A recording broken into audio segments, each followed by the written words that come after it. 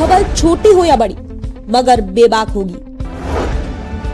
हर खबर पर होगी पैनी नजर। आप देख रहे हैं बिजनौर दस्तक।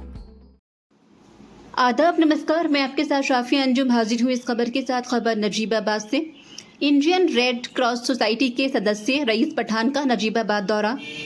सरकारी अस्पताल समीपुर में व्यवस्थाओं का लिया जायजा। भारत सरकार के उपकरण इंडियन रेड क्रॉस सोसाइटी के सदस्य रईस पठान ने नजीबाबाद का दौरा किया, जिसमें समीपुर अस्पताल में पहुंचकर उन्होंने व्यवस्थाओं का जायजा लिया। मरीजों की कम क्षमता के अस्पताल को देखकर उन्होंने ट्रॉमा सेंटर स्थापित करने का आश्वासन दिया है। इंडियन रेड क्रॉस सोसाइटी के सदस्य रईस पठान वाहिद नगर निवासी नदीम के आवास पर पहुंचे। उन्होंने व्यापारियों की ओर से व्यापारियों के लिए मुंबई तक ट्रेनों का संचालन करने तथा स्टॉपेज देने के साथ साथ ट्रॉमा सेंटर स्थापित करने की मांग की है। नागरिकों ने बताया कि नजीबाबाद उत्तर प्रदेश और उत्तराखंड बॉर्डर पर स्थित है। यहां से कोटद्वार की दूरी करीब 25 किलोमीटर है, लेकिन दो राज्यों के बॉर्डर पर स्थित होने के बाद भी स्वास्थ्य सेवाएं लचर हैं।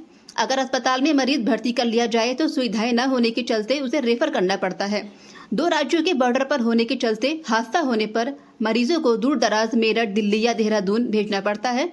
तब तक मरीज की हालत बिगड़ जाती है, जिससे अनेकों मरीजों की तो बीच रास्ते में ही मौत हो जाती है। प्रेस वार्ता में रईस पठान ने बताया कि वो यहाँ से कोई चुनाव लड़ने नहीं आए हैं, बल्कि आपकी समस्याओं को सरकार तक पहुँचाने के लिए आए हैं। दो राज्यों के बॉर्डर पर स्थित होने के चलते अगर स्वास्थ्य सेवाएं बेहतर नहीं होंगी तो आम जन का इलाज कैसे संभव हो पाएगा। उन्होंने केंद्रीय स्वास्थ्य मंत्री जेपी नड्डा के समक्ष ट्रॉमा सेंटर के प्रस्ताव को रखने का आश्वासन दिया है। रिपोर्ट शहजाद नुमान। देखिए, नजीबाबाद मैं पहली बार नहीं आया हूँ, इससे पहले भी आ चुका हूँ नजीबाबाद। और नजीबाबाद की बहुत सारी समस्याएं हैं, बहुत सारी उलझनें हैं यहाँ पर। लेकिन सबसे पहला जो होता है स्वास्थ्य होता है। इंसान की ज़िंदगी में आदमी स्वस्थ रहेगा तो सब कुछ रहेगा। यहाँ देख के यह मुझे दुख हो रहा है और अफसोस हो रहा है कि यहाँ पर एक हॉस्पिटल है जिसकी प्रोमिसेस इतनी बड़ी है, इसकी इतनी बड़ी प्रॉपर्टी है, लेकिन यहाँ पर कोई भी जन सुविधा नहीं है। यहाँ पर कोई ना डॉक्टर है, ना यहाँ इमरजेंसी का कोई इलाज है, ना यहाँ पर किसी तरह का कोई किसी को भी कोई अगर यहाँ पर पेशेंट आ जाए तो उसको सुविधा मिल सके।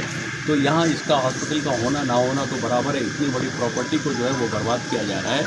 यहाँ पर अगर कुदरती आफत कोई आ जाए और कोई ऐसी बीमारी आ जाए जिसके लिए क्या हॉस्पिटल की ज़रूरत पड़े तो यहाँ पर तो 4 बेड भी नहीं है।